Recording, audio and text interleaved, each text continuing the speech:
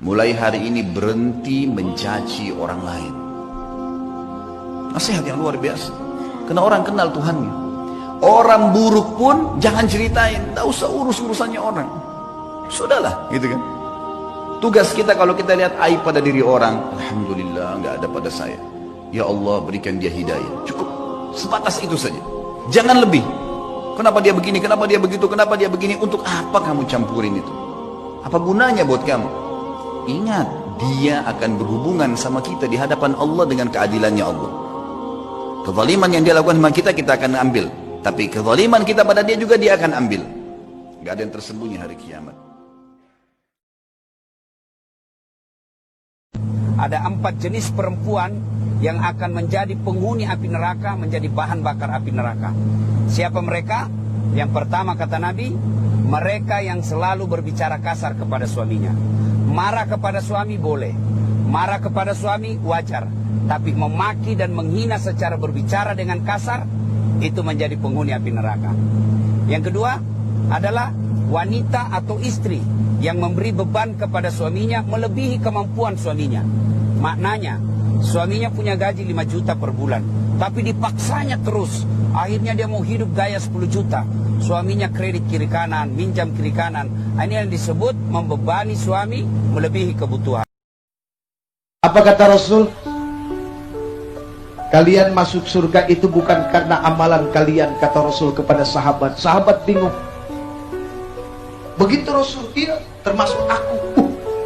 Termasuk engkau, betul. Lalu bagaimana kita mendapatkan surga Allah? Karena rahmat Allah subhanahu wa ta'ala. Amin. Ya Rabbal. Nah, salah satu orang yang mendapatkan rahmat Allah adalah apa? Ketika dia melihat keburukan orang lain, dia tidak ikut menyebarkannya.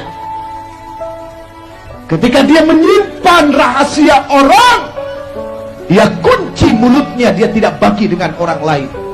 Itu yang bakal mendapat rahmat Allah subhanahu wa ta'ala. Jadi bisa dibilang ketika dunia ini mulai senang membuka dan menyebarkan aib orang, jauh daripada rahmat. Na'udzubillah min. Siapa yang merasa dirinya lebih mulia dari orang lain, maka dia lebih hina daripada makhluk apapun. La yadkhulul jannah, tak masuk surga. Man kana fi qalbihi, siapa yang dalam hatinya mithqala habbatin min khardalin min kibrin, ada sombong sebesar biji sawi.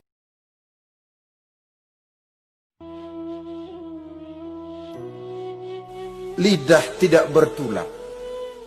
Soghirul jirmi azimul jurmi. Kecil bentuknya tapi besar akibatnya. Itulah sebabnya pepatah bilang salamatul insan fi hifzil lisan.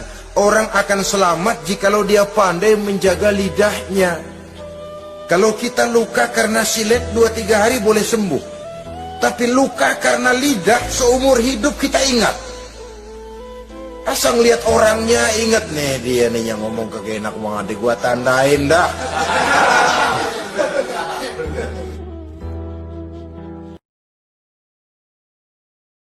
Oh, sebenarnya yang kasih miskin kita, apa yang kasih miskin kita? Selera, gaya hidup. Allah sudah kasih kita itu sesuai ukuran tak. Saat rezekimu yang bisa kau pikul itu 5 ji. Jangan kau lagi mau 7, karena kalau ada itu 2 hancur hidupmu. Allah tahu itu. Contoh, Allah kasih rezeki 2 juta gajinya 1 bulan, atau 5 juta lah gajinya 1 bulan. Allah sudah ukur itu, disitulah kau mampu pikul. Minta. Akhirnya apa? Yang 5 juta dia tidak syukuri. Akhirnya apa? Hidupmu yang tadinya tenang menjadi tidak tenang karena seleramu yang melebihi kebutuhanmu. Kalau rezeki yang Allah kasih kita 5, maka hiduplah engkau 5. Pas-pas namanya. Tapi kalau kau mau bahagia, rezekimu 5, gaya hidupmu 4, supaya masih ada 1 untuk sedekahmu. Yang membuat kalian menderita, rezekimu 5, gaya hidupmu 7.